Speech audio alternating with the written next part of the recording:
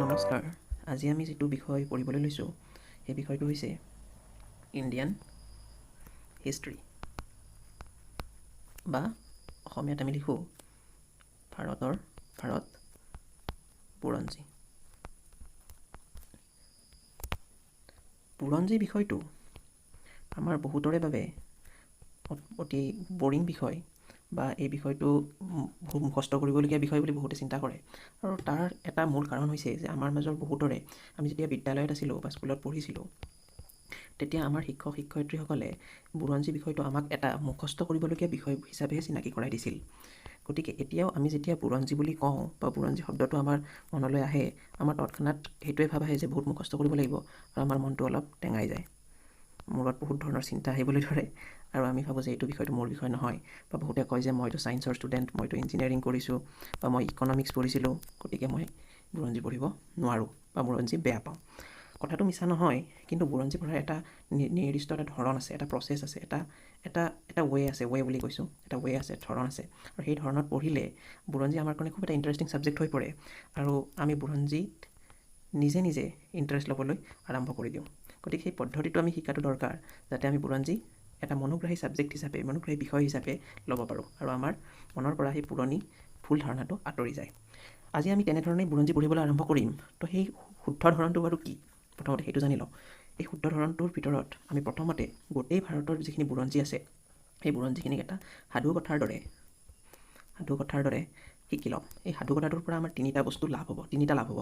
প্ৰথমটো হৈছে আমি টাইম লাইনটো গম পাম। টাইম লাইন মানে কোন কেতিয়া আছিল, কাৰ পিছত কোন আহিল, এই বস্তুখিনি, সময়। দ্বিতীয়টো আমি গম পাম লোকেশ্যন মানে কোনে ক'ত ৰাজত্ব কৰিছিল, কোন সময়ত আৰু ক'ত ৰাজত্ব কৰিছিল, এইখিনি। আৰু তৃতীয় বস্তুটো হৈছে ৰিলেশ্যন, যে কাৰ লগত কি সম্পৰ্ক, কাৰ কি সম্পৰ্ক, যে কোনোবা কাৰোবাৰ শত্ৰু, বা কোনোবা কাৰোবাৰ কণ্টেম্পৰাৰী বা সমসাময়িক, বা কোনোবাই যেতিয়া ধৰক দিল্লীত ৰাজত্ব কৰি আছিলে, তেতিয়া সেই সময়তে এই নামৰ ৰজাজনে অসমত ৰাজত্ব কৰিছিল, বা দিল্লীৰ অমুক ৰজাৰ অমুক সেনাপতি অসমলৈ আহিছিল, বা অমুকৰ অমুক পৰিব্ৰাজক আহিছিল। গতিকে এই তিনিটা বস্তু, সেইটো হ'ল ৰিলেশ্যন। গতিকে এই তিনিটা বস্তু আমি জানি ল'লে আমাৰ বুৰঞ্জী পঢ়াত অতি সহায় হ'ব।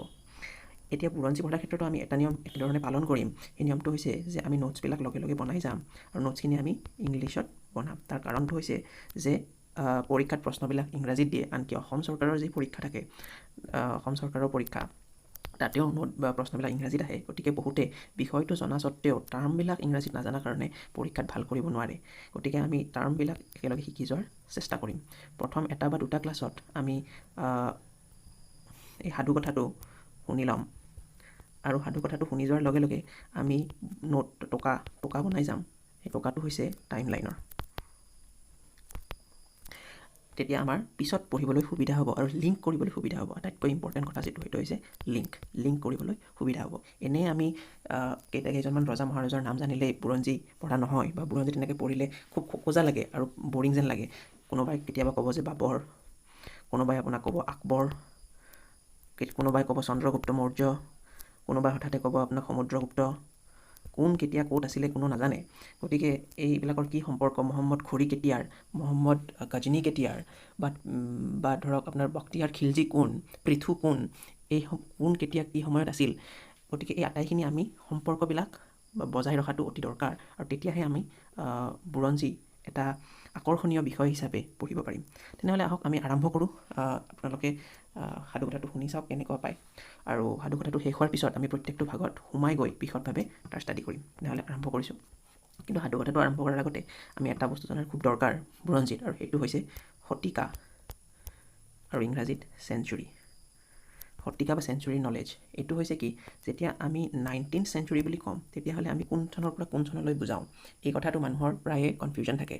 19th চেঞ্চুৰী বুলি ক'লে আমি বহুতে ভাবে যে 1900+ এইখিনিক বুজোৱা হয়, যেনে 1920 বা 1919 এনেকুৱা। কিন্তু সেইটো নহয়, এইটো ভুল কথা। যেতিয়া আমি 19th চেঞ্চুৰী বুলি ক'ম, তেতিয়া আমি বুজাম 1800+। তাৰ কাৰণ এইটো যে যেতিয়া ফাৰ্ষ্ট চেঞ্চুৰী বনোৱা হৈছিলে, তেতিয়া ফাৰ্ষ্ট চেঞ্চুৰী ষ্টাৰ্ট হৈছিলে 0ৰ পৰা 100 বছৰলৈ, ছেকেণ্ড চেঞ্চুৰী ষ্টাৰ্ট হৈছিলে 101ৰ পৰা 200লৈকে। ঠিক তেনেদৰে আমি যদি চাই যাওঁ তেতিয়াহ'লে আমি গম পাম যে 17th century কেতিয়াৰ পৰা কেতিয়ালৈকে হ'ব ক'ব পাৰে নেকি বাৰু? 17th century হ'ব 1601ৰ পৰা 1700লৈকে। ঠিক তেনেকৈ 18th century হ'ব 1701ৰ পৰা 1800লৈকে। গতিকে যিটো চেঞ্চুৰী থাকে তাৰ আগৰ নম্বৰটোৰহে লগত প্লাছ হয়। ঠিক তেনেকৈ বৰ্তমান আমাৰ চলি আছে 21st century। তাৰ উপৰি আন এটা কথা আমি জনা উচিত যে বিফ'ৰ খ্ৰাইষ্ট বা খ্ৰীষ্টপূৰ্ব এই চনবিলাক সময়ৰ লগে লগে সৰু হৈ যায়। যেনে যদি কোনোবা 1000 BC আছিলে তেনেহ'লে তেওঁ বেছি আগত আছিলে আৰু তাৰ পিছত আহিব 900 BC। আনহাতে AD বা খ্ৰীষ্টাব্দবোৰ সময়ৰ লগে লগে বাঢ়ি যায়। যে কোনোবা যদি প্ৰথমতে 900 থকাবিলাক আগত আহিব, 900 AD থকাবিলাক তাৰ পিছত আহিব 1000 AD। গতিকে আশা কৰোঁ এইখিনি বস্তু ক্লিয়াৰ। গতিকে এতিয়া আমি সাধুকথাটোলৈ যাব পাৰোঁ। আহক সাধুকথাটো শুনো। সাধুকথা কিহৰ সাধুকথা? এইটো হিষ্ট্ৰীৰ। অকল হিষ্ট্ৰী নহয়, ইণ্ডিয়ান হিষ্ট্ৰী। তেনেহ'লে সাধুকথাটো আৰম্ভ হয় আমাৰ ভাৰতৰ বুৰঞ্জীৰ সতে। আৰু ভাৰতৰ বুৰঞ্জীৰ প্ৰথম যেতিয়া আমি পঢ়িব ওলাওঁ তেতিয়াহ'লে আমি আৰম্ভ কৰোঁ প্ৰি হিষ্ট্ৰীৰ সতে। প্ৰি হিষ্ট্ৰী এইটো 1 নম্বৰ, প্ৰি হিষ্ট্ৰী। প্ৰি হিষ্ট্ৰীত আমি কি পঢ়োঁ? প্ৰি মানে আগৰ আৰু হিষ্ট্ৰী মানে বুৰঞ্জী। বুৰঞ্জীৰ আগৰ কথা, এইবোৰ কথা কেতিয়াও লিখা হোৱা নাছিলে, নট ৰিটেন। এইবিলাক কথা সেই সময়ত কেতিয়াও লিখা হোৱা নাছিলে। ইয়াত আমি পঢ়িম আদি মানৱৰ কথা, বিভিন্ন ধৰণৰ যুগৰ কথা, যিবোৰ ধৰক পেলিঅ'লিথিক, মেছ'লিথিক, নিঅ'লিথিক, এইবোৰ আমি পিছত ডিটেইলছত পঢ়িম। কিন্তু ইয়াত আমি মূলতঃ আদি মানৱৰ কথা পঢ়িম। আদি মানৱৰ কথা, যে মানুহবিলাকে কেনেকৈ তেতিয়া জীৱন যাপন কৰিছিল, তেওঁলোক দেখিবলৈ কেনেকুৱা আছিল, কি বস্তু ব্যৱহাৰ কৰিছিল, কেনেকৈ চিকাৰ কৰিছিল, আৰু কেতিয়া তেওঁলোকে শিলৰ সৈতে পৰিচয় হ'ল, কেতিয়া তেওঁলোকে জুই জ্বলালে, আৰু কেতিয়া তেওঁলোকে পাত্ৰ তৈয়াৰ কৰিলে, ইত্যাদি বস্তু। ঠিক আছে, তো সেইখিনি হৈছে আপোনাৰ প্ৰি হিষ্ট্ৰী। প্ৰি হিষ্ট্ৰীৰ পিছত আন এটা হিষ্ট্ৰী আহে যাক কোৱা হয় প্ৰ'টো হিষ্ট্ৰী। প্ৰ'টো হিষ্ট্ৰী বস্তুটো হৈছে কি? এইটো বস্তুত প্ৰ'টো হিষ্ট্ৰীত আমি যেতিয়া ষ্টাডি কৰোঁ তেতিয়া আমি এটা বস্তু জানো যে ইয়াত এভিডেঞ্চ আছে, কিন্তু কি নাই, ইয়াক এনালাইজ কৰা দিগদাৰ। তাৰমানে কি? তাৰমানে এনেকুৱা যে আমি কিছুমান বস্তু বিচাৰি পাইছোঁ যিবোৰৰ ভিত্তিত আমি এটা কথা ক'ব পাৰোঁ যে এনেকুৱা এটা চিভিলাইজেশ্যন বা এনেকুৱা এটা সভ্যতা আছিলে, কিন্তু তাৰ বিষয়ে আমি বৰ ভালকৈ এনালাইজ কৰিব নোৱাৰোঁ। আৰু ইয়াৰ আটাইতকৈ ভাল এক্সাম্পল হৈছে Indus valley civilisation. Indus valley, LLEY valley civilisation, বা অসমীয়াত সিন্ধু উপত্যকাৰ সভ্যতা।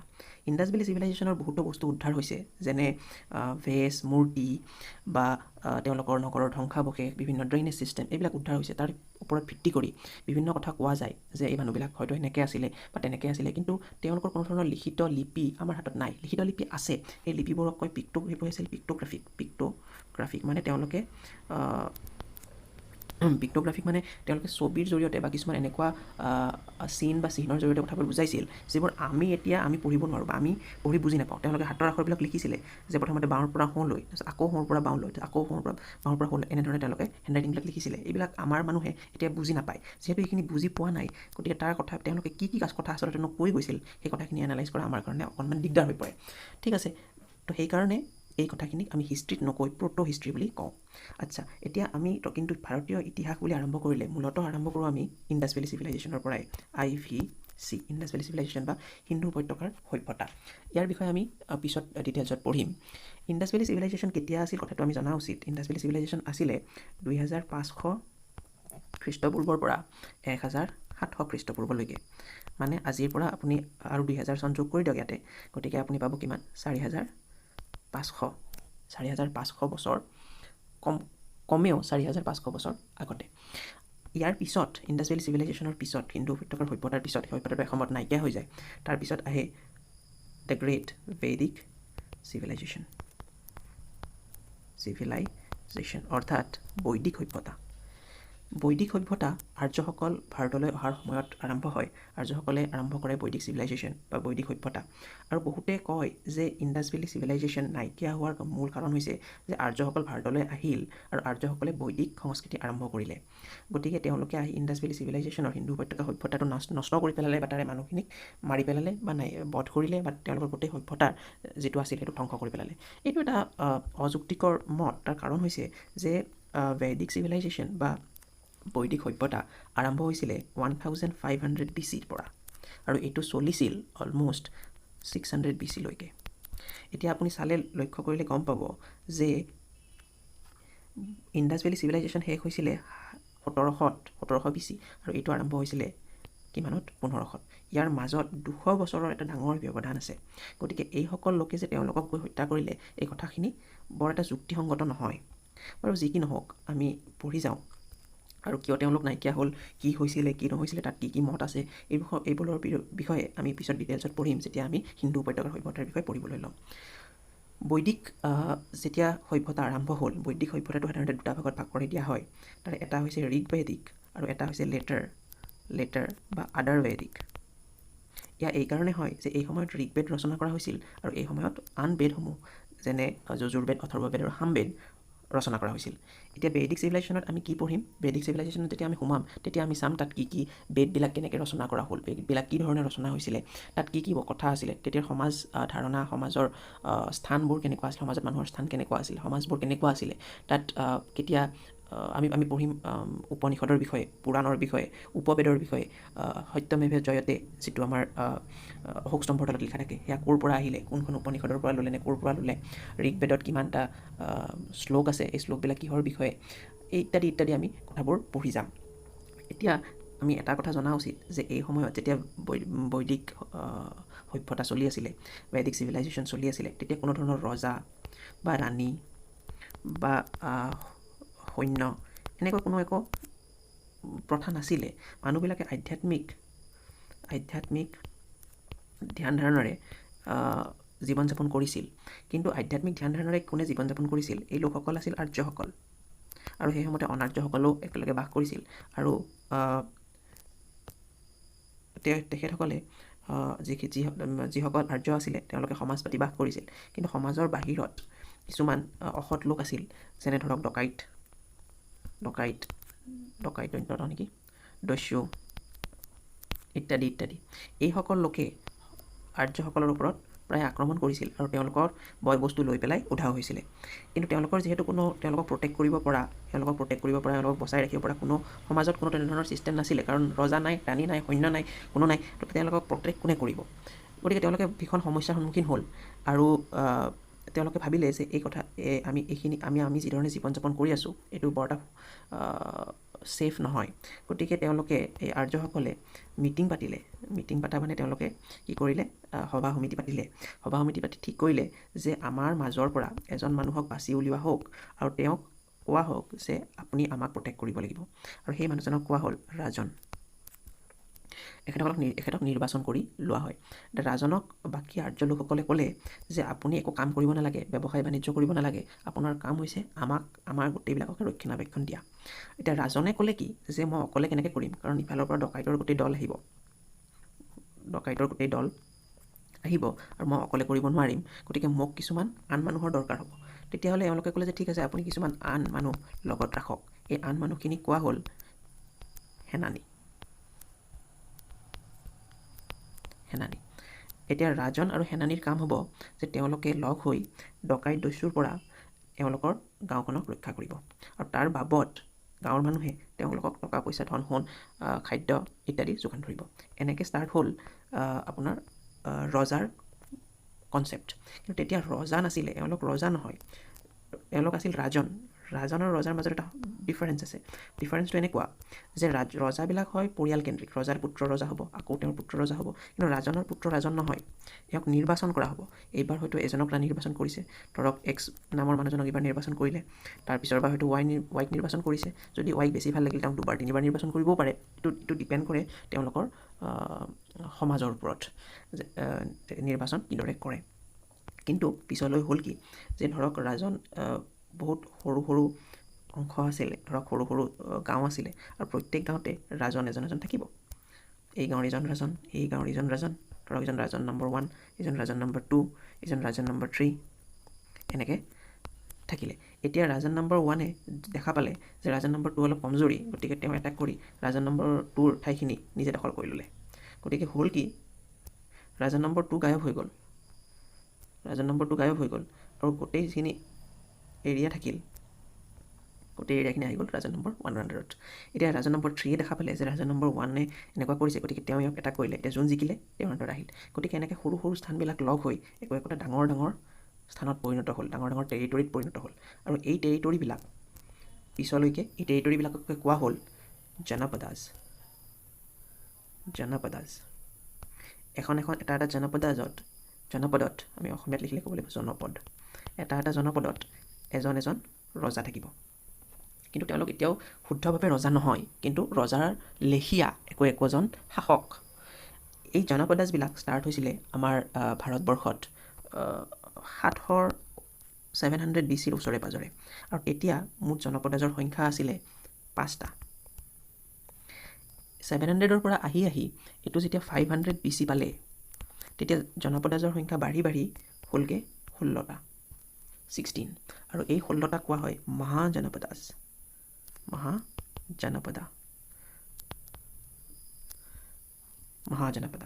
তো এই 16 মহাজনপদাজ আছিলে। আৰু এইটোৱে হৈছে আমাৰ শাসক বা ৰজাৰ প্ৰথম কনচেপ্ট। তেতিয়ালৈকে ৰজা বুলি কোনো অহা নাই একজাক্টলি, কিন্তু ৰজাৰ কনচেপ্টটো আহিলে। তো ৰজা বুলি প্ৰথম কোন আহিল ভাৰতত, এইটো হ'ল ইয়াৰ পিছৰ কনচেপ্ট।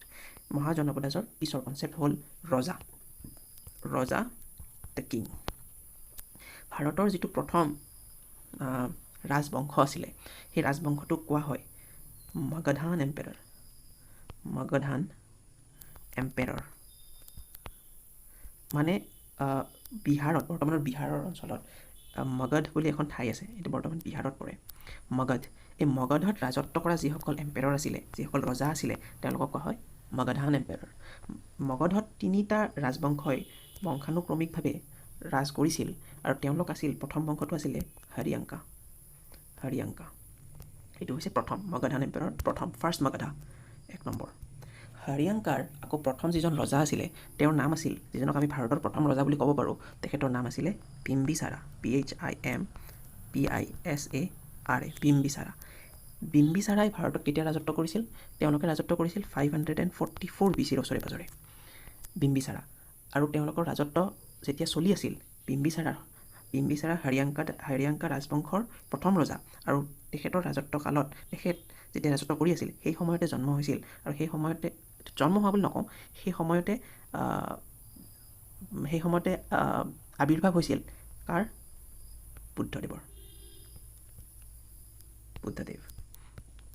বুদ্ধদেৱ আৰু বিম্বিসাৰা সমসাময়িক, কণ্টেম্পৰাৰী। গতিকে আমি গম পালোঁ যে যেতিয়া হৰিয়াংকা ডাইনেষ্টি চলি আছিল, তেতিয়াই বুদ্ধ ধৰ্ম প্ৰচাৰ আৰম্ভ হৈছিলে। আৰু বুদ্ধ ধৰ্মৰ সমসাময়িক আন এটা ধৰ্ম আছে, সেইটো হৈছে জৈনিজম। তো জৈনিজম আৰু বুদ্ধ ধৰ্মৰ সমসাময়িক, লগতে আপোনাৰ কিফালে থাকিলে কি? বুদ্ধিজিম আৰু আটাইবোৰ কাৰ সমসাময়িক? হৰিয়াংকা ডাইনেষ্টি, যিটো ভাৰতৰ প্ৰথম ৰাজবংশ। জৈনিজম কোনে ষ্টাৰ্ট কৰিছিলে? বৰ্ধমান মহাবীৰ। বুদ্ধিজিম কোনে ষ্টাৰ্ট কৰিছিলে? বুদ্ধ। আৰু ইয়াৰে প্ৰথম ৰজাজনৰ নাম কি বুলি কৈছিলোঁ? বিম্বিসাৰা। এওঁলোক কণ্টেম্পৰাৰী। চাবলৈ গ'লে বৰ্ধমান মহাবীৰতকৈ ভগৱান বুদ্ধ বা বুদ্ধদেৱ 23 বছৰমান ডাঙৰ হ'ব। কিন্তু এটা ইয়াতে খোকোজা আছে, চবে কৈছে, তাৰমানে আমি বুজি পালোঁ যে একে সময়তে জৈনিজিমো চলিছিলে, একে সময়তে ভাৰতত বুদ্ধিজিমৰ আৰম্ভ হৈছিলে, আৰু একে সময়তে প্ৰথম ৰজাজনে ৰাজত্ব কৰিছিলে। এইখিনি কথা ঠিকেই, কিন্তু জৈনিজিমৰ এটা কনচেপ্ট আছে। জৈনিজিমত থকা কনচেপ্টটো হৈছে, জৈনিজিমত কিছুমান মানুহ থাকে, তেওঁলোকক কয় লিখোঁতে গণ্ডগোল হৈ গ'ল, এইটো হ'ব লাগে 1 মিনিট। জৈনিজিমত কিছুমান মানুহ থাকে, তেওঁলোকক কোৱা হয় তীৰ্থংকাৰা। KARA। তীৰ্থংকাৰাবিলাকক আপুনি বুজি লওক, এওঁলোক ধৰ্মগুৰু।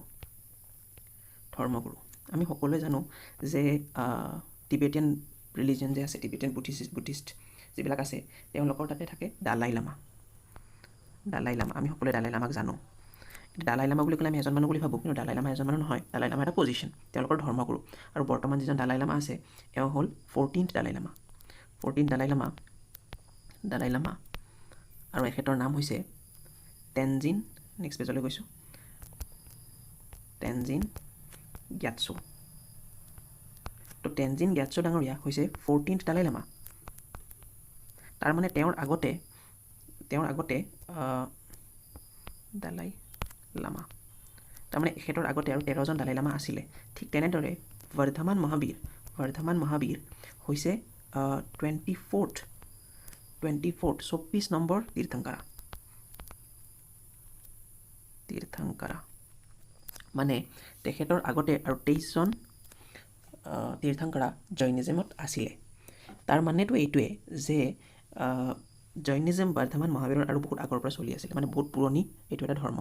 অফক'ৰ্ছ জৈনিজমত বৰ্ধমান মহাবীৰে বহুত বস্তু এড কৰিলে, বহুত সংস্কাৰ কৰিলে, বহুত নতুন নতুন কথা আনিলে।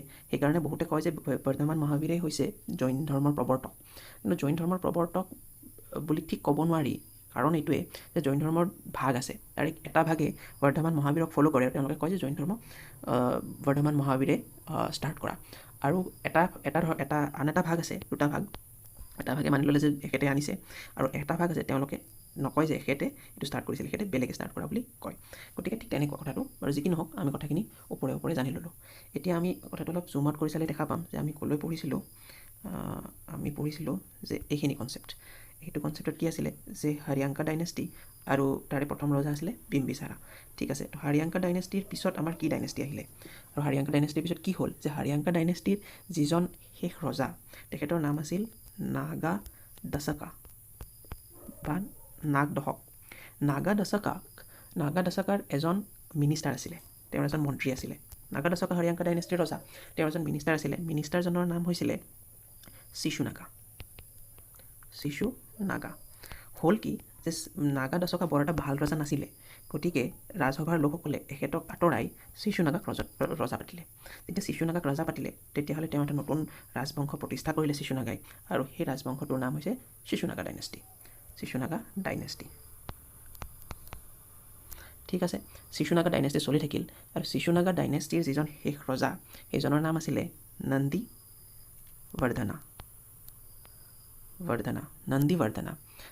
বৰ্ধনা যিজন ৰজা আছিলে, তেওঁক আন এজনে বধ কৰে, আৰু সেই বধ কৰা মানুহজনৰ নাম হৈছে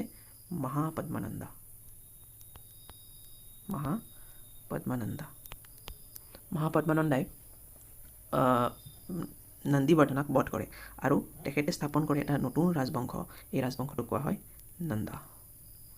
নন্দা ডাইনেষ্টি বা নন্দা ৰাজবংশ। গতিকে আমি এতিয়ালৈ কি পঢ়িলোঁ যে প্ৰথমতে ষ্টাৰ্ট হ'ল হাৰিয়াংকাৰ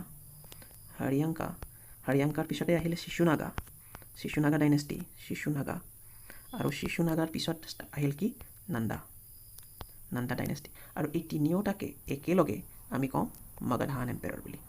এই আটাইবিলাকে মগধান এম্পেৰাৰ, এই আটাইবিলাকে মগধত ৰাজত্ব কৰিছিলে। এতিয়া ইয়াতে দুটামান সৰু সৰু কথা আমি জানিবলগীয়া আছে যে যেতিয়া হাৰিয়াংকা ডাইনেষ্টি চলি আছিল, তেতিয়া আমাৰ ভাৰতত আক্ৰমণ কৰিছিলে ইৰাণিয়ানসকলে বা পাৰ্চিয়ানসকলে। মই বেলেগ ৰঙেদি লিখি দিলে ভাল হ'ব, যিহেতু এটাক কৰিছিলে, আমি ৰঙা ৰং লৈ লৈছোঁ। এইখিনি সময়ত এটাক কৰিছিলে কোনে? পাৰ্চিয়ানসকলে। আৰু ইয়াৰ ডিটেইলছত আমি পঢ়িম যেতিয়া আমি তাৰে ভিতৰত সোমাম। পাৰ্চিয়ানসকল বৰ্তমান ইৰাণ বুলি যিখন দেশ আছে, ইৰাণৰ দেশৰ মানুহে এটাক কৰিছিলে।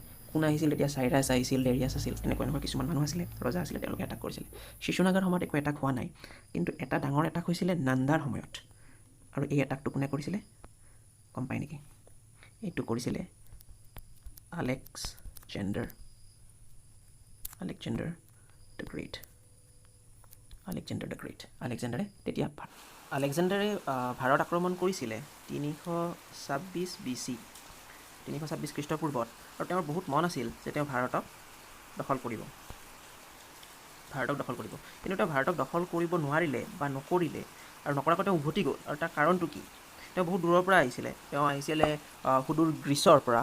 তেওঁ সুদূৰ গ্ৰীচৰ মেচিডন ৰাজ দ্বিতীয় ফিলিপৰ বৰপুত্ৰ আছিল, আৰু তেওঁ বিশ্ববিজয়ৰ লক্ষ্যৰে আহিছিল। ভাৰতলৈকে আহি ভাৰতত কিছু অংশহে তেওঁ অধিকাৰ কৰিলে, তাৰপিছত তেওঁ উভতি গ'ল। তাৰ কাৰণটো কি জানে নেকি? এতিয়া গ্ৰীচ, আমি যদি মেপ এখন চাওঁ, আমি দেখা পাম যে গ্ৰীচ আছে ইয়াতে, আৰু আমাৰ ভাৰত ইয়াতে। বাৰু তেওঁ আহিছিল কোনফালৰ পৰা? তেওঁ এনেকৈ আহি এইখিনি জেগাত ইয়াতে এখন খাইবাৰ পাছ বুলি এটা পাছ আছে, আফগানিস্তানৰ আৰু পাকিস্তানৰ সেইখিনি ঠাইত। তো তেওঁ সেইফালৰ পৰা এনেকৈ সোমাই তেওঁলোকে কাবুল জয় কৰি আহি খাইবাৰ পাছৰ মাজেৰে আহি পেলাই এনেকৈ পাঞ্জাৱত সোমায়, আৰু পাঞ্জাৱৰ পৰাই তেওঁ উভতি যায়। পিছত আমি অলপ তলত আঁকি লওঁ। তো আলেকজেণ্ডাৰে কি কৰিলে, তেওঁ আহি পেলাই তেওঁ কাবুল সোমালে, কাবুলৰ পৰা তেওঁ আহি পেলাই পাঞ্জাৱত সোমাল। পাঞ্জাৱত আমি জানো যে তেওঁৰ যুদ্ধ হৈছিল এজন ভাৰতীয় ৰজাৰ লগত, আৰু ৰজাজনৰ নাম আছিলে পুৰু। তেওঁৰ আচল নাম পুৰুষোত্তম, তেওঁ ইন শ্বৰ্ট পুৰু বুলি কয়, পুৰু, আৰু ইংৰাজীত লিখে পোৰাছ। বেটেল অফ হাইডাপাছ, এইখিনি আমি ডিটেইলছত পঢ়িম পিছত। তো পুৰুৰ লগত আলেকজেণ্ডাৰৰ যুদ্ধ হ'ল, ইফালে আলেকজেণ্ডাৰ, পুৰু আৰু আলেকজেণ্ডাৰৰ যুদ্ধ হয়, আৰু নিশ্চয় আলেকজেণ্ডাৰ জিকে, নিশ্চয় মানে আলেকজেণ্ডাৰ জিকিবই। তো আলেকজেণ্ডাৰ জিকাৰ পিছত পুৰুক সোধে যে আপোনাক কি ধৰণৰ ব্যৱহাৰ লাগিব। এই ষ্টৰিটো আমি পঢ়িছোঁ, পুৰুক বন্দী কৰি অনা হয়, আলেকজেণ্ডাৰে সোধে আপোনাক কি ধৰণৰ ব্যৱহাৰ কৰা উচিত। তেতিয়া পুৰুৱে কয় যে মোক ৰজাৰ নিচিনা ব্যৱহাৰ কৰিব লাগে। আলেকজেণ্ডাৰে ভাল পায় আৰু তাৰপিছতে তেওঁক মুক্ত কৰি দিয়ে। এইখিনি আমি ষ্টৰি পঢ়িছিলোঁ। কিন্তু সেইবিলাক কৰাৰ পিছত যেতিয়া তেওঁ পাঞ্জাৱত সোমালে, পাঞ্জাৱত এখন নৈ আছে, নৈখন এনেকৈ বৈ আহে। এই নৈখনৰ নাম হৈছে ৰিভাৰ ব্যাসা বা ব্যাস নদী। এইখন সিন্ধু নদীৰ উপনদী। আমি যেতিয়া জিঅ'গ্ৰাফী পঢ়িম, ভূগোল পঢ়িম, তেতিয়া আমি এই নদীখনৰ বিষয়ে পঢ়িম। তো আলেকজেণ্ডাৰ আহি এই নদীখনৰ ওচৰলৈকে আহিল, তাৰে পৰা উভতি গ'ল, ঘূৰি গ'ল, আকৌ আগলৈ নগ'ল। কাৰণ ভাৰতৰ বাকীখিনি অংশটো ইপিনে পৰিছিলে, কিন্তু সেইফালে তেওঁ নগৈ উভতি গ'ল। তাৰ কাৰণটো কি? তাৰ কাৰণটো হৈছে এই নদীখন পাৰ হ'লে ইয়াতে আৰম্ভ হৈছিলে কাৰ ৰাজ্য? নন্দ বংশৰ ৰাজ্য, নন্দা ডাইনেষ্টিৰ ৰাজ্য আৰম্ভ হয় এই ব্যাস নদী পাৰ হ'লে। তো আৰু সেই সময়ত নন্দ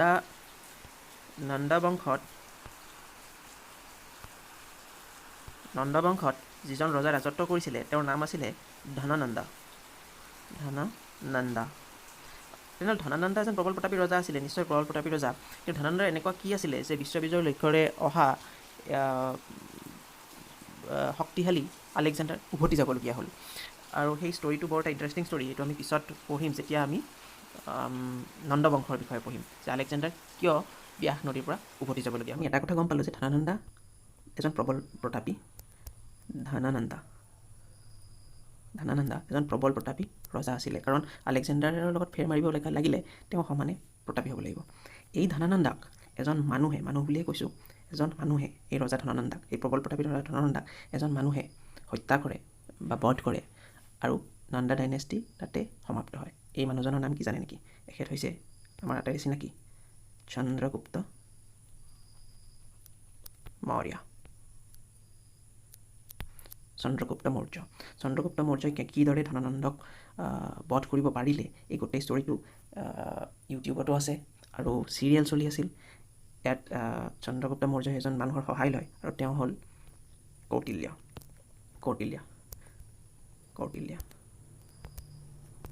যিয়ে অৰ্থশাস্ত্ৰ লিখিছিলে। তো কৌটিল্যৰ সহায়ত কৌটিল্যই কি কূটনীতি শিকালে, কি টেকনিক শিকালে, যাৰ ফলত ধননন্দক হত্যা কৰিবলৈ চন্দ্ৰগুপ্ত মৌৰ্য সফল হ'ল, এইবিলাক আমি পিছত পঢ়িম। বা আমি নপঢ়োঁ, আচলতে পঢ়িম মানে আমি নপঢ়োঁ। আপুনি ইউটিউবত চাই ল'ব পাৰে বা চিৰিয়েলখন চাই ল'ব পাৰে, আমাক ইমান দৰকাৰ নপৰে। 2-4টা কথা আমি পঢ়িম। এতিয়া চন্দ্ৰগুপ্ত মৌৰ্য যেতিয়া ৰজা হ'ল, তেওঁ এটা নতুন ৰাজবংশ প্ৰতিষ্ঠা কৰিলে। আমি আগতে মনত আছে আমি হৰিয়ংকা ডাইনেষ্টি আছিলে, তাৰপিছত শিশুনাগা, তাৰপিছত নন্দাৰ পিছত আমাৰ আহিলে মৌৰ্য বা মৌৰ্য বংশৰ প্ৰতিষ্ঠাপক হৈ থাকিল আমাৰ চন্দ্ৰগুপ্ত মৌৰ্য। চন্দ্ৰগুপ্ত মৌৰ্যৰ যিজন পুত্ৰ আছিলে তেওঁৰ নাম হ'ল বিন্দুচাৰা। আৰু বিন্দুচাৰাৰ পুত্ৰ মহাৰাজ অশোক, ইংৰাজীত লিখে অশোকা দ্য গ্ৰেট। তো আমি গম পালোঁ যে বিন্দুচাৰা আছিলে অশোকৰ দেউতাক, চন্দ্ৰগুপ্ত মৌৰ্য আছিলে অশোকৰ ককাক। তো অশোকা দ্য গ্ৰেট যেতিয়া ৰজা হ'ল, তেতিয়া তেওঁ কি কাম কৰিলে, ক'ত পিলাৰ বনালে, কি যুদ্ধ কৰিলে, তেওঁ কেতিয়া বুদ্ধ ধৰ্ম ল'লে, কাৰ পৰা ল'লে, তেওঁৰ পুত্ৰৰ নাম কি, এই আটাইবিলাক কথা, তেওঁৰ পিলাৰত কি লিখা আছে, এই পিলাৰবিলাক পিছত কোনোবাই দাঙি লৈ গ'ল, কোনোবাটো পিলাৰ থাকিলে, এইবিলাকৰ বিষয়ে আমি ডিটেইলছত পঢ়িম যেতিয়া আমি মৌৰ্য বংশৰ বিষয়ে পঢ়িম। আৰু এইবিলাকৰ প্ৰশ্ন প্ৰায়ে আহে। তো মৌৰ্য বংশত আন কিছুমান ৰজা আহিলে পিছত, যেনেকুৱা ধৰণৰ কুনালা, তাৰপাছতে দশৰথা, তাৰপাছতে বৃহদ্ৰথা, এনেকুৱা কিছুমান ৰজা আছিলে। বৃহদ্ৰথা আছিলে তেওঁলোকৰ শেষ ৰজা, আৰু বৃহদ্ৰথাক এজন ব্ৰাহ্মণে হত্যা কৰে, আৰু সেই ব্ৰাহ্মণজনৰ নাম আছিলে, যিজনক হত্যা কৰিলে, যিজনে বৃহদ্ৰথাক হত্যা কৰিলে, সেই ব্ৰাহ্মণজনৰ নাম আছিলে পুষ্যমিত্ৰ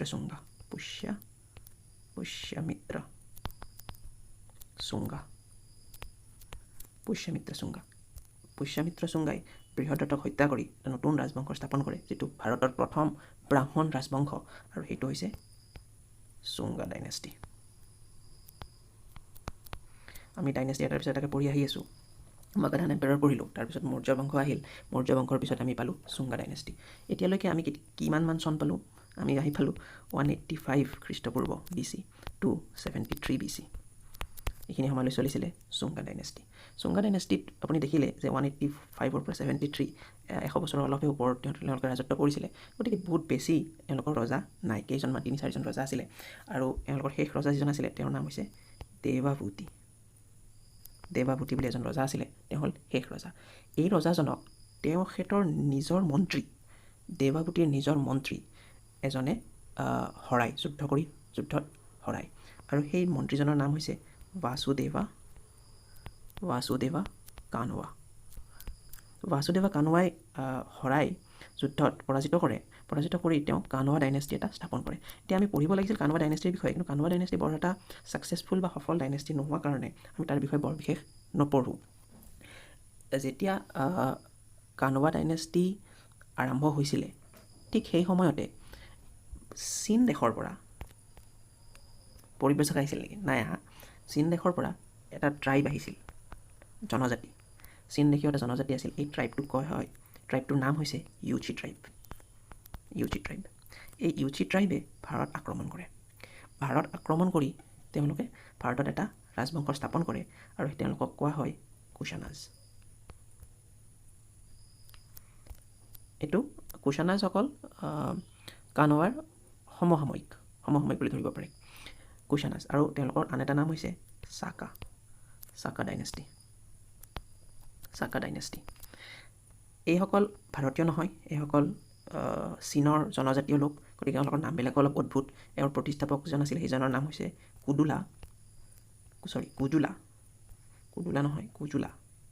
কুজুলা কাটফিছেছ, PHISES, কুজুলা কাটফিছেছ। আৰু তেখেতৰ পুত্ৰৰ নাম ভিমা কাটফিছেছ, এনেকুৱা। কিন্তু তাৰে মাজত এজন খুব বিখ্যাত ৰজা আছিলে কুশানাসকলৰ ভিতৰত, তেওঁৰ নাম হৈছে কনিষ্কা। এখেত ইমানেই বিখ্যাত ৰজা যে এখেতে যি সময়ত ৰাজত্ব কৰিছিলে সেই সময়খিনিক আচলতে আমি ক'ব লাগিছিলে চাকা এৰা বুলি, কিন্তু এইখিনিক চাকা এৰা বুলি নকৈ পেলাই কোৱা যায় ছেকেণ্ড চাকা। কাৰণ তেওঁ বহুতো পৰিৱৰ্তন আনিছিলে, বহুতো কাম কৰিছিলে বিভিন্ন ধৰণৰ। গতিকে এই সময়খিনিক চাকা এৰা বুলি নকৈ ছেকেণ্ড চাকা এৰা বুলি কোৱা হয়। কনিষ্কা থাকিলে। কনিষ্কা কুশানাসকলৰ আটাইতকৈ বিখ্যাত আৰু সফল ৰজা। কিন্তু যেতিয়া কুশানাসকল লাহে লাহে দুৰ্বল হৈ আহিল, তেতিয়া ভাৰতত এটা জাতি গঢ় লৈ উঠিলে। এই জাতিটোৱে এটা ৰাজবংশ স্থাপন কৰিলে, যিটোৱে ভাৰতত যিটো ৰাজত্বকালখিনিক ভাৰতৰ বুৰঞ্জীৰ সোণালী যুগ বুলি কোৱা হয়। আৰু এই গ্ৰুপটো আছিলে, এই ৰাজবংশটো আছিলে গুপ্ত বংশ। গুপ্তাজৰ বিষয়ে পঢ়িবলগীয়া বহুত কথা আছে। গুপ্তাজৰ প্ৰশ্নও বহুত আহে। গুপ্তা ষ্টাৰ্ট কৰিছিলে যিজন ৰজাই, তেওঁৰ নাম হৈছে শ্ৰীগুপ্তা। এওঁলোকৰ বিভিন্ন ফেমাছ কিছুমান ৰজা আছে, যেনে চন্দ্ৰগুপ্ত 1, সমুদ্ৰগুপ্ত, চন্দ্ৰগুপ্ত 2, এনেকৈ বহুত কেইজন ফেমাছ ৰজা আছিলে। তেওঁলোকৰ সময়ত কি সমাজত পৰিৱৰ্তন আহিল। তেওঁলোকৰ সময়ত আছিল বিখ্যাত কালিদাসে কি লিখিলে, আৰ্যভট্ট আছিল, আয়ুৰ্বেদত কি কাম হ'ল, অৰ্থশাস্ত্ৰত কি কাম হ'ল, গণিতত কি কাম হ'ল, এষ্ট্ৰলজিত কি কাম হ'ল, আটাইবোৰ আমি পঢ়িম। আৰু আমি গৌৰৱ অনুভৱ কৰিম যে আমি ভাৰতীয়, আৰু আমি ইমান বছৰ আগতে, ইমান বছৰ মানে এইটো কেতিয়াৰ সময়, এইটো হৈছে আপোনাৰ 240 BCৰ ওচৰে পাজৰে। 240 BCত আমি কিমান আগবঢ়া আছিলোঁ, আৰু আমি কিমান উচ্চ কাম কিছুমান কৰিব পাৰিছিলোঁ। আৰু যি কি নহওক, এখেতসকল ভালেখিনি সময় ৰাজত্ব কৰিলে। 240 BCৰ পৰা অলমষ্ট 473 AD লৈকে, এইটো BCৰ পৰা AD লৈকে তেওঁলোকে, এইটো AD, মই ভুল কৰি পেলালোঁ, BCটো কেতিয়াবা শেষ হৈছিলে, AD লৈকে তেওঁলোকে ৰাজত্ব কৰিছিল।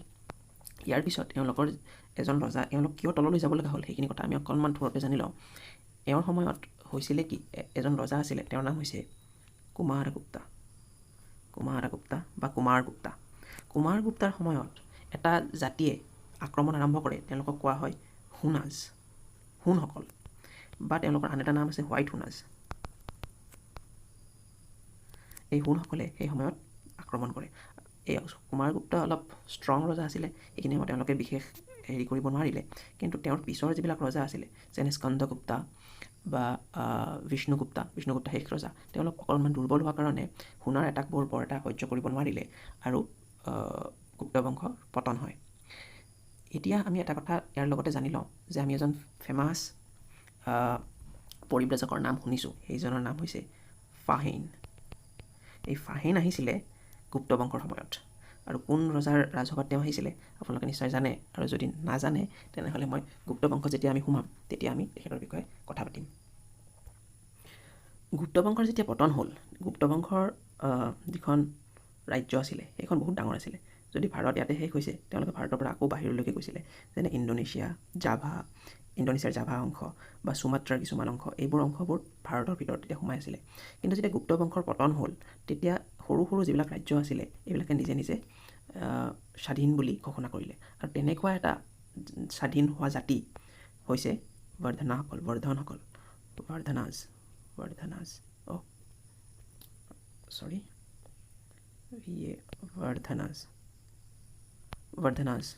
বুলি এটা শক্তিশালী জাতিয়ে তেতিয়া স্বাধীনতা লাভ কৰে। আৰু এই জাতিটোৰ আটাইতকৈ যিজন বিখ্যাত ৰজা সেইজন হৈছে হৰ্ষবৰ্ধন বা হৰ্ষবৰ্ধন। হৰ্ষবৰ্ধনৰ বিষয়ে জানিবলগীয়া 2-4টা কথা এক্সট্ৰা আছে, যিখিনি আমি এতিয়াই জানি থওঁ। হৰ্ষবৰ্ধনৰ সময়তে বিখ্যাত কোন আহিছিলে আমাৰ দেশলৈকে? হিউৱেন চাং আহিছিলে। আৰু হৰ্ষবৰ্ধনে ক'ত ৰাজত্ব কৰিছিলে? তেখেতে ৰাজত্ব কৰিছিলে কনৌজত। কনৌজ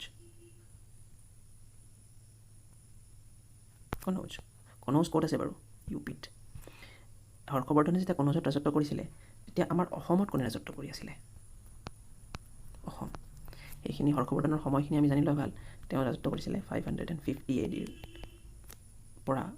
তেখেতে নহয় আচলতে, এইটো ডাইনেষ্টিটো তেতিয়া। তেখেতৰ কথা যদি একজেক্টলি ক'ব যোৱা যায়, তেখেতে ৰাজত্ব কৰিছিলে 606 পৰা অলম'ষ্ট 647 AD লৈকে। এইখিনি সময়ত অসমত ৰাজত্ব কৰিছিলে অসমৰ চাগে আটাইতকৈ ফেমাছ ৰজা কুমাৰ ভাস্কৰ বৰ্মা বা বৰ্মন। কুমাৰ ভাস্কৰ বৰ্মা হৰ্ষবৰ্ধনৰ ৰাজসভালৈকেও গৈছিল, কনৌজলৈকে গৈছিল, আৰু যাওঁতে কি উপহাৰ লৈ গৈছিল আপোনালোকে কমেণ্টত মোক জনাব। এইটো পৰীক্ষাত প্ৰায়ে আহে, কুমাৰ ভাস্কৰ বৰ্মাই হৰ্ষবৰ্ধনক কি উপহাৰ দিছিলে। গতিকে আমি অসমৰ লগতে গোটেই ভাৰতত কেন্দ্ৰত যিজনে ৰাজত্ব কৰি আছিল তেওঁৰ সৈতে আমি অসমৰ লগত এটা ৰিলেশ্যন আনিলোঁ, আৰু দেখিলোঁ যে কোন কাৰ সমসাময়িক। যেতিয়া হৰ্ষবৰ্ধনৰ মৃত্যু হয়, তেতিয়া কনৌজ, ভাৰতৰ মেপখন আমি যদি আঁকি লওঁ আমি এনেকুৱা দেখিম। অলম'ষ্ট তেতিয়াৰ মেপখন এনেকুৱা আছিলে, এতিয়াৰ মেপখনত এনেকুৱাই, আৰু মোৰ আগতে বৰ বেয়া হৈছে বাৰু। যি কি নহওক, আপোনালোকে মোক ক্ষমা কৰিব তাৰ কাৰণে, সেইখিনি আৰু অলপ বঢ়াব লাগিব বাৰু। যি কি নহওক, কনৌজ ইয়াতে হৰ্ষবৰ্ধনে ৰাজত্ব কৰিছিলে। কিন্তু হৰ্ষবৰ্ধনৰ মৃত্যুৰ লগে লগে চবে কনৌজখন দখল কৰিবলৈ চেষ্টা কৰিলে। তাৰ ভিতৰত কেইটামান বিশেষ জাতিয়ে দখল কৰিবলৈ চেষ্টা কৰিছিল। এটা জাতি আছিল, তেওঁলোকে আহিছিল বংগৰ পৰা। তেওঁলোক আছিল পাল বংশৰ বিষয়ে আমি অসম বুৰঞ্জী পঢ়োঁতে পঢ়িম। পালসকলে তাৰ পৰা এটেক কৰিছিল যে আমাক কনৌজখন লাগে। দাক্ষিণাত্যৰ পৰা এটা বিখ্যাত জাতি, এটা প্ৰবল প্ৰতাপী জাতিয়ে আক্ৰমণ কৰিছিল। তেওঁলোক আছিল ৰাষ্ট্ৰাকুটাসকল। RASHTRAAUTAS, ৰাষ্ট্ৰাকুটাছ। এখেতসকলে আক্ৰমণ কৰিছিল দাক্ষিণাত্যৰ পৰা। আৰু গুজৰাট অংশৰ পৰা আৰু এটা জাতি আক্ৰমণ কৰিছিলে কনৌজখন ল'বৰ কাৰণে, আৰু তেওঁলোক আছিল প্ৰতিহাৰাসকল। প্ৰতিহাৰাজ। এই তিনিটা জাতিয়ে তিনিফালৰ পৰা আক্ৰমণ কৰিছিলে, আৰু সেইকাৰণে কনৌজত এটা ত্ৰিভুজৰ সৃষ্টি হৈছিলে। এনেকৈ ইয়াক কোৱা হয় the Kannauj triangle, the famous Kannauj triangle, কনৌজৰ ত্ৰিভুজ। আৰু এই ত্ৰিভুজটোৰ সৃষ্টি হৈছিল 700 AD ওচৰে পাঁজৰে। কিন্তু ইয়াত এটা দুখ লগা ঘটনা ঘটিল।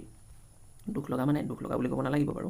ইয়াত হ'ল কি যে যেতিয়া তিনিওটা জাতি এনেকৈ আক্ৰমণ কৰি থাকিল, তিনিওটাৰে বল লাহে লাহে কমি আহিল। কাৰণ সৈন্য সামন্তৰ প্ৰতিটো যুদ্ধতে সৈন্য সামন্তৰ ক্ষতি হয়, অস্ত্ৰৰ ক্ষতি হয়। কোনোবা এবাৰ ৰাষ্ট্ৰাকুটাই দখল কৰে কনৌজ, কোনোবাই পালাই দখল কৰে, কোনোবা এবাৰ প্ৰতিহাৰাই দখল কৰে, কোনোবা এবাৰ এই দুটা জিকে এটা হাৰে। তেওঁলোকৰ খুব ক্ষতি হ'ল আৰু যেতিয়া এনেকৈ ক্ষতি হ'ল, যেতিয়া দেশৰ শক্তিসমূহ লোপ পাবলৈ ধৰিলে, তেতিয়া বিদেশী আক্ৰমণ কৰাৰ সুবিধা পালে। আৰু প্ৰথম আক্ৰমণ যিটো বিদেশীয়ে আমাক কৰিলে, সেইটো আগতে হৈছিলে যে ইৰাণীয়ানসকলে আক্ৰমণ কৰিছিল, কিন্তু তেওঁলোকে বিশেষ একো কৰিব নোৱাৰিলে। কিন্তু প্ৰথম যিটো আমাৰ দেশৰ ওপৰত বিদেশীৰ জোৰদাৰ হামলা, যিটো খুব ঘাতক প্ৰহাৰ, সেইটো আহিল এইসকলৰ যুদ্ধৰ সময়ত। আৰু তেওঁলোক সেইটো তেতিয়াই প্ৰৱেশ কৰিলে ভাৰতত মুছলিমসকলে। এই মুছলিমসকল ক'ৰ পৰা আহিল, তেওঁলোকে কিদৰে এটাক কৰিলে, কোন জাতিৰ মানুহ আছিল, এইবিলাক আমি নেক্সট লেকচাৰটোত পঢ়িম। আৰু নেক্সট লেকচাৰটোত আমাক ইয়াৰ পৰা আমি যলৈকে আজি পঢ়িলোঁ, ইয়ালৈকে কোৱা হৈছিলে আমাক এনচিয়েণ্ট হিষ্ট্ৰী।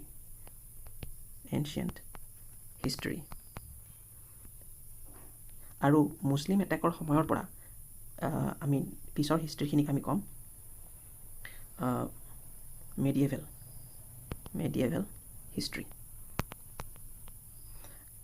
ইয়াৰ পিছত ভাৰতত মুছলিম শাসন আৰম্ভ হয়, এটাৰ পিছত আন এটা জাতিয়ে ৰাজত্ব কৰে। এই গোটেইখিনি আমি নেক্সট লেচনটোত পঢ়িবলৈ চেষ্টা কৰিম। আৰু তাৰপিছত আমাৰ বাকী থাকিব মডাৰ্ণ ইণ্ডিয়ান হিষ্ট্ৰী, ভাৰতৰ স্বাধীনতা সংগ্ৰাম।